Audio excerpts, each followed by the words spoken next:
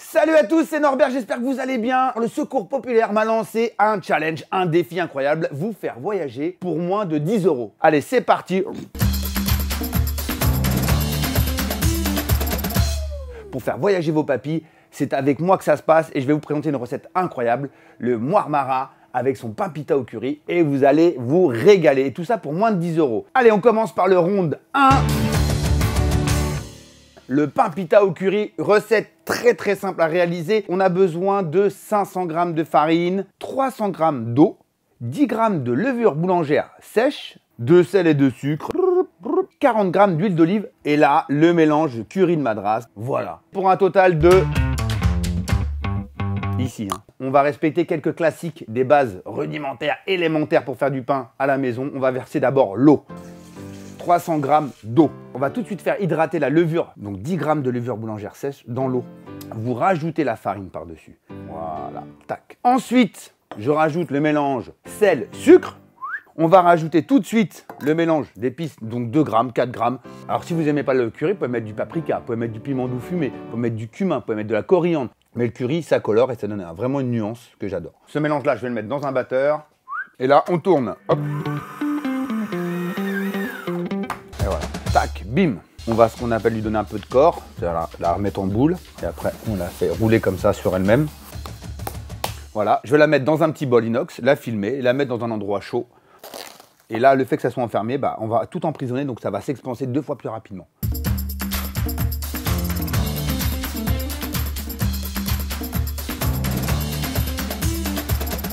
Alors, 45 minutes de pouce.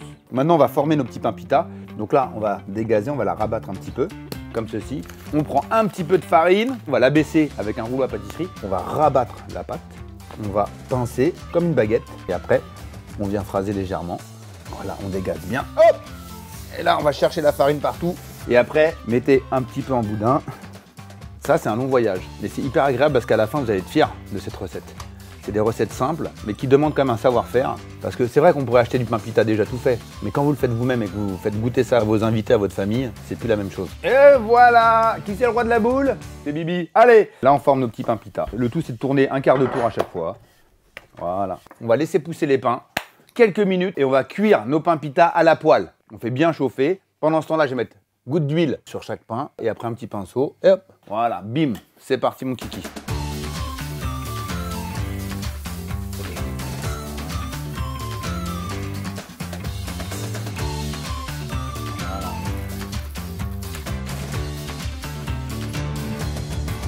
La version four, 15 minutes à 200 degrés. C'est rapide, c'est simple. Et n'oubliez pas, il n'y en a même pas pour 1,50 €. Et on peut monter jusqu'à 12 pains pita si on veut faire un peu plus petit. Et maintenant, le round 2, le muar-mara au poivron rouge. Et ça commence maintenant.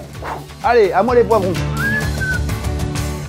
Alors, vous allez voir, c'est M-U-H-A, 2-M-A-R-A, muar-mara de poivrons. C'est très simple. C'est 4 poivrons rouges, 2 gousses d'ail, 80 g de noix, 80 g de chapelure ou 80 g de pain, de la coriandre, du cerfeuil, 30 g de jus de citron, fleur de sel, 2 g de coriandre graine, du piment. Alors, c'est pas du piment d'Alep, mais c'est un petit piment rouge, assez puissant. Et pour finir, de l'huile d'olive. Et tout ça pour un montant de... Donc, ces poivrons rouges, on a 2 façons de les préparer. Soit on les met en entier dans le four, soit on va détourer. Regardez. Hop! On glisse la lame de couteau et on fait le tour. 45 minutes si le poivron est entier. 20-25 minutes quand il est coupé en morceaux comme ça. Là, on prend de l'huile d'olive et on arrose. On peut rajouter un petit peu d'ail quand même. Un petit peu d'amour dans cette recette. Alors, on appelle ça un ail en chemise. Il va pouvoir diffuser son goût sans qu'il brûle. Allez hop, et ça part au four. Allez, 20-25 minutes à 200 degrés. Bim! Donc là, pendant que mes poivrons sont au four, ça va être très simple. On va faire le petit piment, on va le préparer, on va le couper en 2. Ouh là là! Ça, c'est ça qui brûle. Ça, les petites graines là, on va retirer ça. Ouh là là, regarde ça. Ouh là là!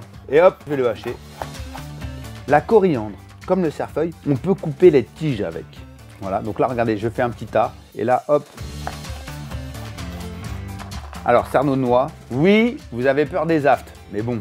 Prenez des noisettes, prenez des amandes, vous prenez même des cacahuètes salées. Ok, ensuite de l'ail.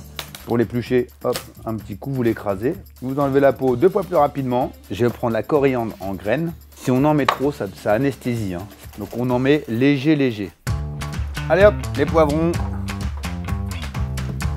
Voilà, tac, on les prend. Hop, ne bougez pas, la petite astuce de Nono. Pour que ça soit plus facile à peler la peau, hop, on les prend, on les met dans une boîte. Et avec la condensation, c'est ce qui va faire décoller la peau du poivron.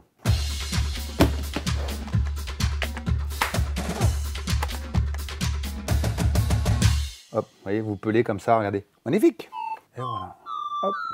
C'est le moment tant attendu. Donc là, j'ai pelé les poivrons. Je vais ajouter donc le piment.